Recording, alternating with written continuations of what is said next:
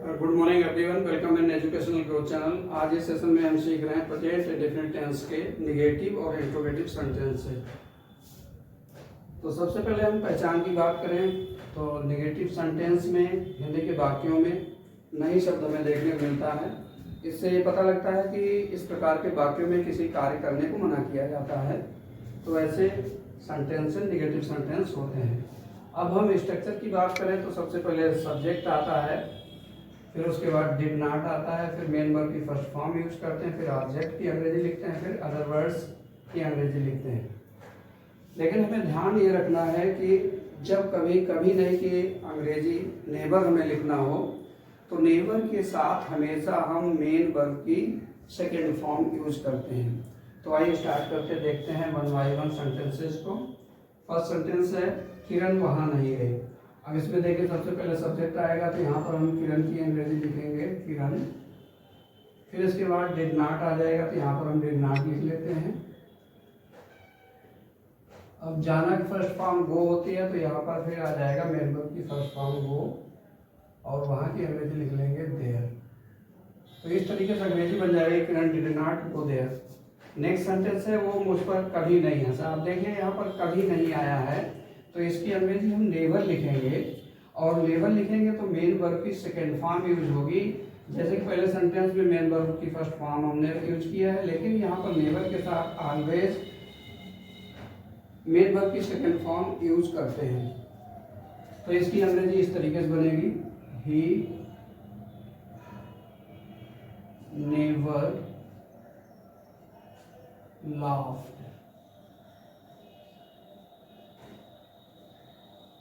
Never loud at me और अंत में लगा देंगे फुल स्टॉप। तो इस तरीके से अंग्रेजी बन जाती है he never loud at me. Next sentence है तुमने एक पत्र नहीं लिखा। तो यहाँ पर देखिए सब्जेक्ट यू आ जाएगा और फिर डिड नॉट आ जाएगा और फिर यहाँ पर मेन वर्ब की फर्स्ट फॉर्म आएगी you did not write letter और अंत में फुल स्टॉप लगा देंगे। नेक्स्ट सेंटेंस है वो रात में नहीं सोया। अब वहाँ की अंग्रेजी यहाँ पर लिख लेंगे हम ही डिड नॉट आ जाएगी हेल्पिंग वर्ब डिड और उसके बाद नॉट लिख लेंगे। फिर मेन वर्ब की फर्स्ट फॉर्म आ जाएगी स्लीप और फिर एट नाइट और फुल स्टॉप। तो इस तरीके से अंग्रेजी बन जाएगी ही did not sleep at night. Fifth sentence है अध्यापक ने छात्रों को दंडित नहीं किया, यानी दंड नहीं दिया। तो यहाँ पर इसकी अंग्रेजी इस तरीके से बनाएंगे, सब्जेक्ट लिखेंगे द टीचर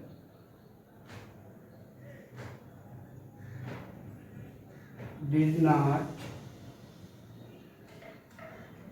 अब यहाँ पर आएगा पनिश, क्योंकि हम डिड नॉट के साथ मेन वर्ब की फर्स्ट फॉर्म यूज करते हैं। पनिश द स्टूडेंट्स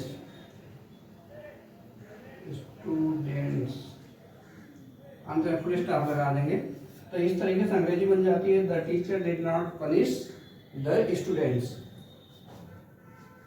छठवां सेंटेंस है आज वो विद्यालय नहीं गया। इसकी अंग्रेजी इस तरीके से बनाएंगे, वहां पर सबसे पहले सब्जेक्ट लिखेंगे ही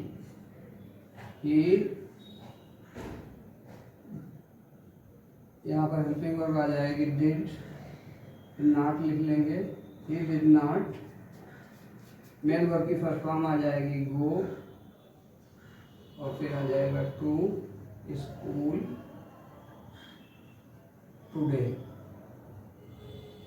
और अंत में लगा लेंगे फुल स्टॉप। तो इस तरीके से अंग्रेजी बन जाती है he did not go to school today. हमेशा हमें ध्यान रखना है कि डिड नॉट के साथ हम मेन वर्ब की फर्स्ट फॉर्म यूज करते हैं और नेगेटिव में नेवर के साथ हम मेन वर्ब की सेकंड फॉर्म यूज करेंगे।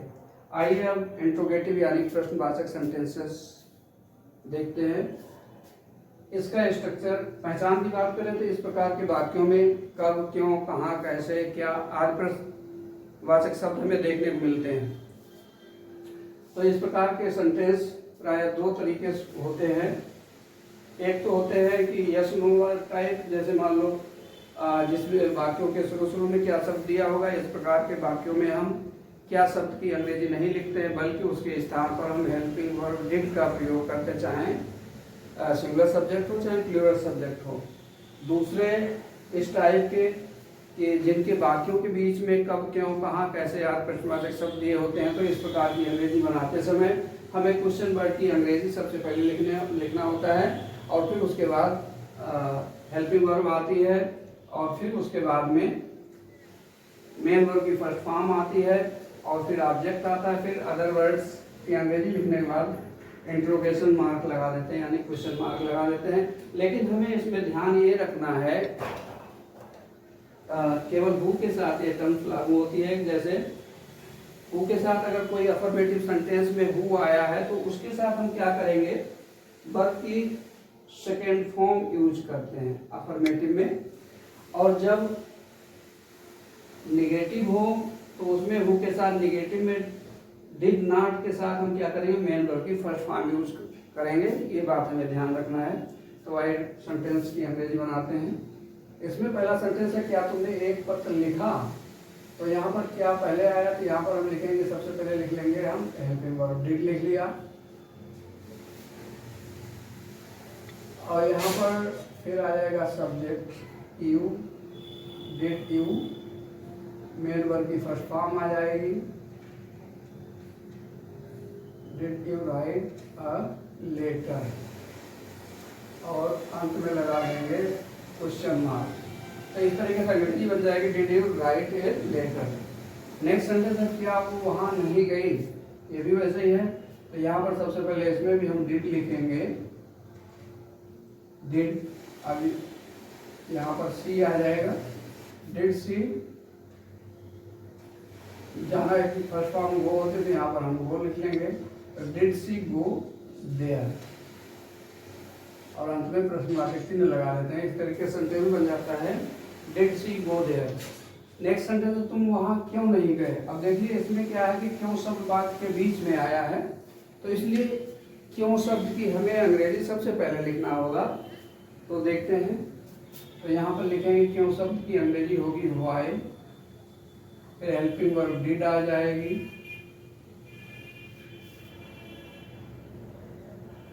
व्हाई डिड यू,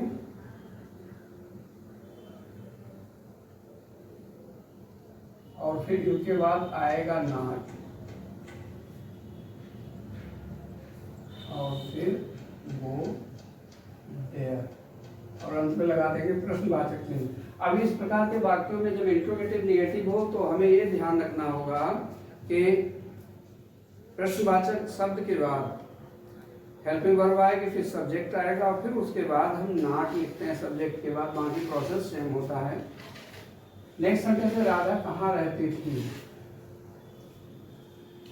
अब देखिए यहाँ पर कहाँ की अंग्रेजी सबसे पहले हम लिखेंगे वेयर, और फिर helping verb did, where did, फिर आ जाएगा सब्जेक्ट राधा लिव, और प्रश्नवाचक चिन्ह।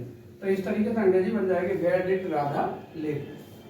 नेक्स्ट सेंटेंस है, तुम्हें अंग्रेजी कौन पढ़ाता था।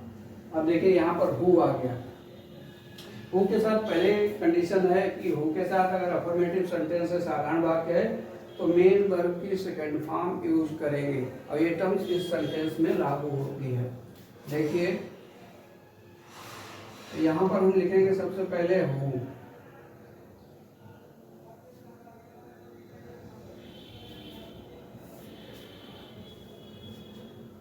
और यहाँ पर लिखेंगे टॉट हो जाएगा, हु टॉट यू इंग्लिश, और लगा देंगे क्वेश्चन मार्क। तो इस तरीके से अंग्रेजी बन जाएगी who taught you English. Next sentence है, किसने पाठ याद नहीं किया।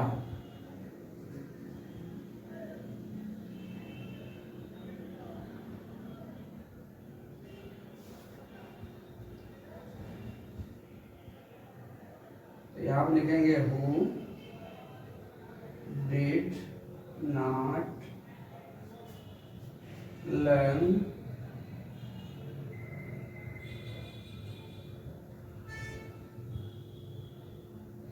lesson और question mark, who did not learn the lesson, क्या राम ने दूध पिया था। ये सेंटेंस आपके लिए, इसकी अंग्रेजी कैसे बनेगी आप कमेंट के माध्यम से बताएंगे। तो इस सेशन में इतना, अगले सेशन नेक्स्ट वीडियो के साथ फिर मिलेंगे।